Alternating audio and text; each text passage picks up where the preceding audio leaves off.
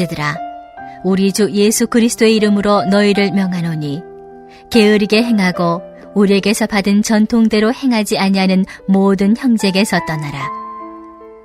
어떻게 우리를 본받아야 할지를 너희가 스스로 아나니 우리가 너희 가운데서 무질서하게 행하지 아니하며 누구에게서든지 음식을 값없이 먹지 않고 오직 수고하고 애써 주야로 일함은 너희 아무에게도 폐를 끼치지 아니하려 함이니 우리에게 권리가 없는 것이 아니요 오직 스스로 너희에게 본을 보여 우리를 본받게 하려 함이니라.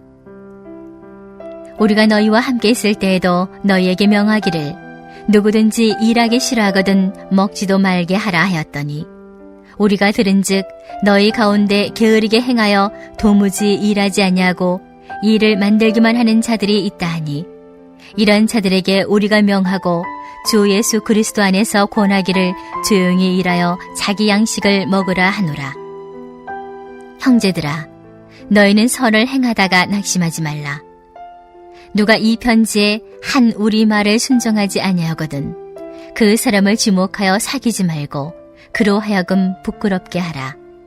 그러나 원수와 같이 생각하지 말고 형제같이 권면하라. 평강의 주께서 친히 때마다 일마다 너희에게 평강을 주시고 주께서 너희 모든 사람과 함께 하시기를 원하노라. 나 바울은 친필로 문안하노니 이는 편지마다 표시로서 이렇게 쓰노라. 우리 주 예수 그리스도의 은혜가 너희 무리에게 있을지어다. 아멘.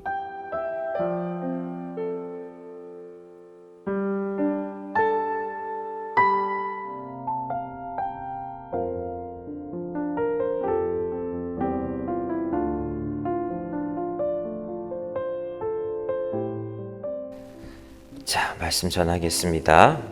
2018년도부터 우리 교회가 예배를 드리기 시작했는데 교회가 그렇게 해서 이제 시작되었는데 시작하는 것도 쉽지 않았지만 요즘 제가 좀 깨닫는 것은 시작되는 것도 어렵지만 온전한 교회의 모습으로 세워지는 것은 더욱 힘든 일이구나.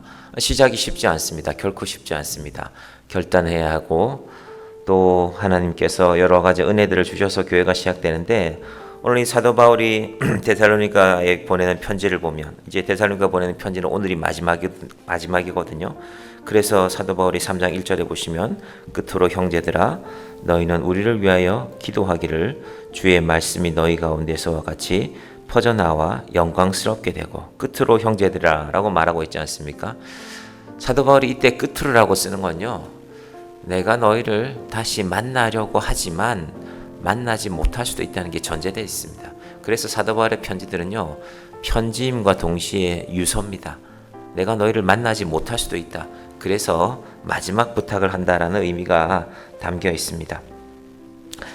이 사도 바울의 편지들을 보면서 목회자들로서는 위로가 되는 것은 바울이 목회해도 쉽지 않구나. 사도 바울이 목회하는 교회도 결코 쉽지 않구나 하는 것이 일면으로 목회자들에게는 위로가 됩니다. 하나님께서 기독교 역사상 가장 위대한 사도라고 불리는 이 사도 바울이 목회하는 교회에도 여러 가지 문제가 있다는 것을 알게 됩니다. 특히 이제 우리가 고린도전서와 고린도후서를 보게 되면은 그렇구나. 이 두 편지를 보면은 한마디로 교회 문제 백화점입니다. 이것도 있구나. 이런 문제도 있구나 하는 것을 알게 됩니다. 데살로니가 교회를 살펴보면은 이 데살로니가 교회는 종말 신앙이라는 것은 분명히 긍정적인 면입니다. 여러분, 종말 신앙이 있는 것이 참으로 중요합니다. 그렇지 않으면 우리가 세상의 모든 것을 쏟아붓고 살아갑니다. 모든 것을 쏟아붓고 일주일 내내 쏟아부었으니까 이제 주말에는 지쳐서 쓰러져 있죠. 많은 이 세상에서 직장생활 하는 분들 가운데 그런 분들이 많지 않습니까? 그런데 신앙이 있는 분들은 세상의 일이 끝이 아니구나. 우리 주님이 다시 오실 그날이 있구나 하고 예배의 자리로 나오게 되는 것입니다. 자, 그런 데살로니가 교인들에게 사도 바울이 몇 가지 부탁을 하고 있습니다. 6절을 보겠습니다. 형제들아, 우리 주 예수 그리스도의 이름으로 너희를 명하노니 게으르게 행하고 우리에게서 받은 전통대로 행하지 아니하는 모든 형제에게서 떠나라. 종말 신앙을 잘못 살고 있기 때문입니다. 예수님이 곧 오실 텐데 내가 공부해서 뭐하냐? 학생들은 아니면 직장을 가진 사람들은 내가 돈 벌어서 무슨 의미가 있는가 하고 종말 신앙에 빠져 있는 것입니다. 여러분, 종말 신앙을 지키는 것은 소중한 것이지만 종말 신앙만 붙들고 하나님이 예수님이 언제 오신다고 사도 바울은 때를 밝히지 않았거든요. 그러면 그때까지 오늘 최선을 다해서 우리의 일을 감당하는 것입니다. 내가 학생이면 공부해야죠. 학생에게 공부할 기회가 주어졌으면 공부하고, 내가 직장인이면 내가 속한 직장에서 내가 맡은 바 일을 성실하게 행해야 됩니다. 예수 믿는 사람들이 저 사람 예수 믿는 건 좋은데 우리 회사 일은 제대로 하지 않잖아, 이런 소리 들으면 안 되는 것입니다. 사도 바울이 그래서 우리 주 예수 그리스도의 이름으로 너희를 명하노니 게으르게 행하지 말라는 것입니다. 7절, 어떻게 우리를 본받아야 할지를 너희가 스스로 아나니 우리가 너희 가운데서 무질서하게 행하지 아니하며. 당시 사도 바울의 모습은 기회가 될 때마다 회당에 가서 복음 전하고, 그리고 그가 시간을 내어서 이 지금 고린도이지 않습니까? 고린도에서 열심히 텐트를 만들었습니다. 누구와 함께? 브리스길라와 아굴라와 함께 그의 일에 최선을 다하고 있는 것입니다. 그러면서 바울이 말하기를, 8절 같이 볼까요? 누구에게서든지 음식을 값없이 먹지 않고 오직 수고하고 애써 주야로 일함은 너희 아무에게도 폐를 끼치지 아니하려 함이니. 지금 바울의 시대는요, 오늘날 같은 조직이 되어 있는 교회가 없습니다. 뭐 교회 안에 여전도회도 없고 남성교회도 없고 그저 누군가의 가정에 모이는 것입니다. 사도 바울로부터 복음을 들은 분들이 우리 집에서 예배 드립시다 하고 자기 방을 내어놓는 것입니다. 그러면 그 집에 가면은 예배 드리다 보면은 식사 때가 되겠죠. 그러면 그 집에서 아마도 식사를 준비하게 될 확률이 높지 않습니까? 사도 바울이 그 말씀하는 것입니다. 내가 너에게 부담 주지 않겠다. 내가 일한 것으로 가서 내가 식사를 따로 하겠다라는 그 정신으로 살아간 것입니다. 오늘날의 교회 모습과는 다른 것입니다. 자, 바울의 9절 말씀이 중요한데, 우리에게 권리가 없는 것이 아니요 오직 스스로 너희에게 본을 보여 우리를 본받게 하려 함이라. 왜 그러냐 하면 종말 신앙이니까, 아니 하나님 올 텐데, 예수님 곧 올 텐데 내가 무슨 일을 하는가 하고 아무것도 하지 아니하는 자에게 사도 바울은 내가 복음을 전하면서도 내 일을, 텐트 만드는 일을 감당하고 있음을 분명하게 보여주는 것입니다. 학창시절에 친한 친구의 어머니가 교회 권사님이 한 분 계셨습니다. 이 친구가 월요일만 되면 도시락을 안 싸와요. 그때 고등학생들이 얼마나 많이 밥을 먹습니까? 뭐 아침에 금방 밥 먹어도 지나면 배고플 때 아닙니까? 근데 이 친구가 오전 내내, 보통 고등학생들 보면은 그때는 하도 배가 고프니까 한 2교시쯤 마치고 나면 도시락을 많이 먹었는데, 오전 내내 배고프게 있다가 매점에 가서 점심 때 라면 하나 사 먹거나 빵 하나 사 먹었습니다. 그때는 뭐 돈이 풍성할 때도 아니니까 그 어머니가 주시는 용돈 조금 아껴서 그렇게 하는 것이겠죠. 나중에 이제 그 사정을 알게 됐습니다. 이 어머니가 교회 권사님인데, 이 권사님이 하시는 말씀이 아들의 이야기입니다. 우리 엄마는 주일날 예배 잘 드리고 나서 오늘 은혜가 부족했다고 내일 아침에 교회 집사들, 자기를 따르는 집사들 몇 분을 데리고 기도원에 가신답니다. 그래서 하루 종일, 이제 기도원에 가는 버스가 새벽 일찍 있대요. 그래서 집에서 나가서 도시락도 안 싸고 하루 종일 기도하다가 저녁에 지쳐와서 집에 오면 이제 자기가 집에 가면 쓰러져서 주무시고 계신대요. 어찌 보면 참 좋은 믿음인 것 같지만, 근데 제가 아침마다, 월요일 아침마다 그 아들이 아침도 제대로 못 먹고 온 것 같고 배고파하는 모습을 보면서, 이건 제가 고등학생 때 뭘 잘 몰랐지만 이건 하나님이 기뻐하시는 신앙은 아닌 것 같다. 아들이 있으면, 가정을 세워가는 엄마면 아들을 챙겨야죠. 기도원에 가더라도 아들 밥 해놓고 가야죠. 새벽 2시에라도 일어나서. 하나님께서 균형을 강조하는 신앙이 대단한 것이 아닙니다. 내가 그 자리에 있으면 내가 뭘 해야 될까? 내가 정향교회에 속한 사람이면 내가 이 교회를 위해서 무엇을 할 수 있을까? 내가 우리 가정에서 내 역할은 무엇일까?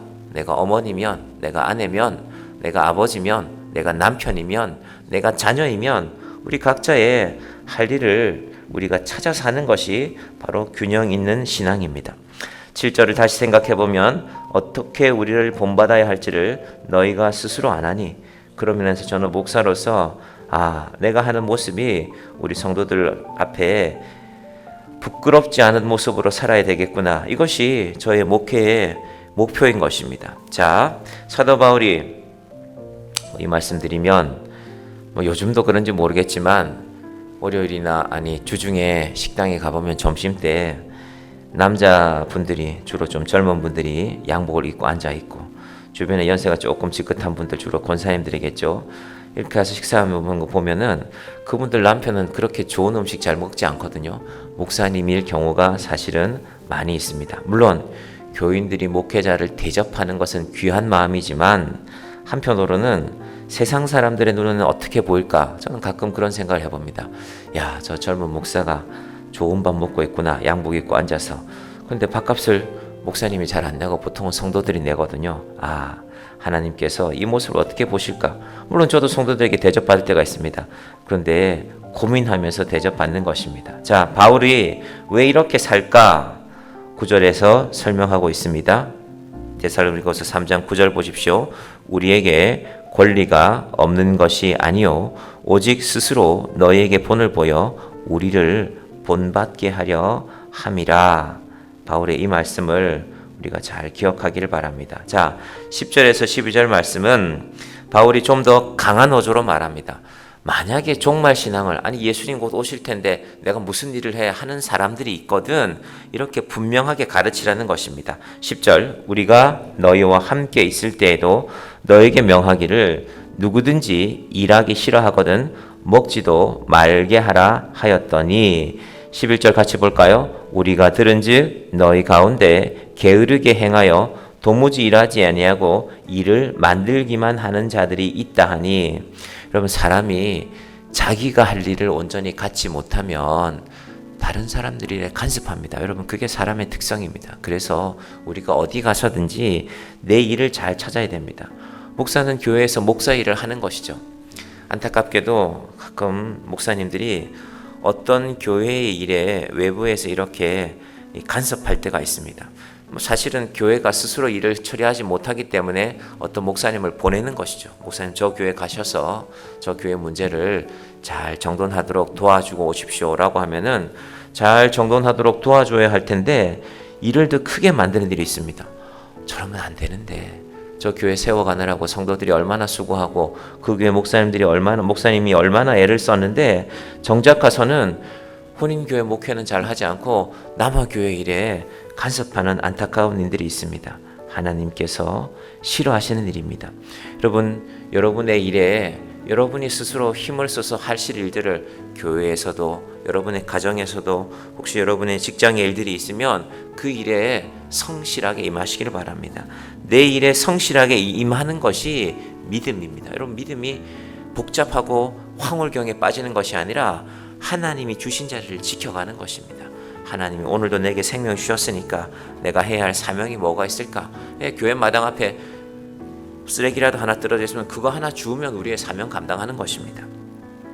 자기 일에 집중하지 못하면 자꾸 다른 사람들 일에 간섭하게 됩니다. 조용히 일하여 자기 양식을 먹으라는 말씀이 참으로 그래서 중요한 말씀입니다. 그리고 마지막으로 권면할 때도 있어야죠. 어떻게 권면해야 되는가? 13절부터 15절 봅니다. 형제들아 너희는 선을 행하다가 낙심하지 말라.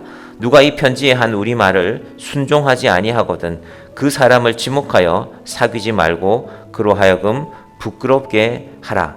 마지막 말씀 중요합니다. 같이 봅니다. 그러나 원수와 같이 생각하지 말고 형제같이 권면하라. 사실 오늘날 교회에서 권면은 사라져 버렸습니다. 여러분 권면 잘 들어보십니까? 목사님들도 웬만하면 권면 잘 하지 않습니다. 아유 저 사람 저러다가 마음에 상처 입으면 어떡할까? 저도 잘 하지 않죠. 근데 제가 정말로 여러분에게 권면할 때는 여러분이 잘 들으셔야 됩니다. 정말로 필요해서 저는 웬만해서는 여러분이 알아서 하십시오라고 합니다. 나이가 20살 이상 된 사람들이 다른 사람 말 잘 듣습니까? 잘 듣지도 않을 뿐더러 스스로 알아서 하는 것만큼 귀한 일이 없기 때문에 저는 그렇게 목회의 방침을 가지고 있습니다. 그런데 제 스스로를 돌아봅니다. 아니 내가 이거 잘못하는 거 아닐까? 지금은 말해줘야 될 텐데 이 때를 놓쳐버리면 아무도 말해줄 사람이 없는데 여러분 연세가 드실수록 여러분에게 말해줄 사람 아무도 없지요. 그러면 교회 목회자가 무슨 말을 할 때는 아 이분이 고민을 많이 하고 기도를 많이 하고 말씀하시는구나 하고 듣는 것이 중요합니다. 여러분 그런 일이 얼마나 중요합니까? 왜 부모님이 돌아가신 것이 슬픈 일입니까? 곰곰이 생각해 보면 내 인생에 바른 소리 해줄 분이 이제 돌아가신 것입니다. 내가 나이도 들고 때로는 내가 세상에 지위도 있고 그래서 함부로 아무도 나한테 말해줄 사람이 없는데 그래도 내 부모님은 네가 그래서는 안 된다. 내가 나이가 몇 살이든지 간에 그 말씀을 하실 수 있는 분이었는데 그분이 내 곁에 없는 것이 우리 인생의 가장 안타까운 일이 되는 것입니다. 그리고 오늘 우리가 마지막으로 새겨야 할 말씀이 바로 오늘 본문 1절과 2절입니다. 같이 봅니다. 끝으로 형제들아 너희는 우리를 위하여 기도하기를 주의 말씀이 너희 가운데서와 같이 퍼져나가 영광스럽게 되고 또한 우리를 부당하고 악한 사람들에게서 건지시옵소서 하라. 믿음은 모든 사람의 것이 아니니라. 여러분이 데살로니가 3장 2절 말씀은 많은 경우 때문에 많은 상황에서 논란이 된 말씀입니다. 믿음은 모든 사람의 것이 아니다. 믿음은 하나님이 주신다는 것입니다. 목회를 하면서 목사는 교회가 부흥하기만 하면 양잿물이라도 마신다는 이야기가 있습니다. 저는 안 마실 것입니다. 하나님이 부흥하게 하시는 것인데. 근데 목사님들이 교회 부흥에 대한 마음이 너무 간절하니까 아마 이런 말이 생기지 않았겠습니까? 목사는 양잿물 마시면 죽는데요. 교회가 부흥만 한다 하면 양잿물 마신다. 다르게 표현하면은 목사는 교회 부흥을 위해서 목숨을 바쳐 일한다라고 그렇게 해석할 수 있습니다. 그런데 목사님들이 저를 포함해서 이 말씀을 잊지 말아야 됩니다. 믿음은 모든 자의 것이 아니라는 말은 목사의 욕심대로만 되지 않는다고 저는 그렇게 해석합니다. 하나님이 하시는 일을 바라봐야 된다는 것입니다. 하나님께서 정의한교회가 참된 믿음의 사람들이 모여드는 곳이 되기를 바랍니다. 믿음이 있는 척하는 것이 아니라 내가 믿음이 좋은 척하는 것이 아니라 참된 믿음의 사람들이 모여서 하나님이 기뻐하시는 부흥을 이루어가는 주의 교회가 되기를 주님의 이름으로 간절히 축원드립니다. 기도하겠습니다. 하나님 아버지 감사합니다. 사도 바울이 데살로니가 교회에 마지막 부탁을 하고 있습니다. 끝으로 형제들아 라고 말씀하며 이 편지를 마무리하고 있습니다. 하나님 아버지 우리에게 참된 믿음을 허락하여 주시옵소서. 아버지 하나님, 하나님이 우리에게 주신 인생의 원이 우리의 일을 주시옵소서. 교회를 섬겨가고 직장에서 일하고 또 가정을 돌아보며 우리의 일을 온전히 감당하게 하여 주시고 우리의 사랑하는 자녀들에게 참된 믿음을 증거하는 부모님들이 되게 하여 주시고 교회에서는 우리가 맡은 바 일들을 아름답게 감당하는 자들이 되게 하여 주시고 내 일을 제대로 하지 않으면 우리가 자꾸 다른 사람들의 일에 간섭하게 됩니다. 어리석은 모습이 아니라 하나님이 기뻐하시는 신앙으로 또한 마지막으로 사도 바울이 형제들에게 권면할 때는 참으로 선한 마음으로 권면하라고 분명하게 말씀하고 있습니다. 형제를 사랑하는 마음으로 원수같이 생각하지 말고 참으로 형제를 사랑하는 마음으로 권면하는 그 권면이 있는 정의한교회가 되게 하여 주시옵소서. 믿음은 모든 사람의 것이 아니라고 하였습니다. 아버지 하나님, 우리 믿음을 지켜가되 내 믿음을 자랑하는 믿음만이 아니라 끝까지 지켜가는 믿음이 되게 하여 주시옵소서. 하나님 앞에 서는 그날까지 아버지 하나님, 내가 이 믿음 붙들고 여기까지 왔습니다. 어렵고 힘든 날들도 있었지만 하나님 앞에 오기까지 내 믿음을 지켰습니다. 이 진실한 믿음의 고백을 드리는 모든 정향의 믿음의 형제자매들 되게 하여 주시옵소서. 예수님의 이름으로 기도드립니다. 아멘.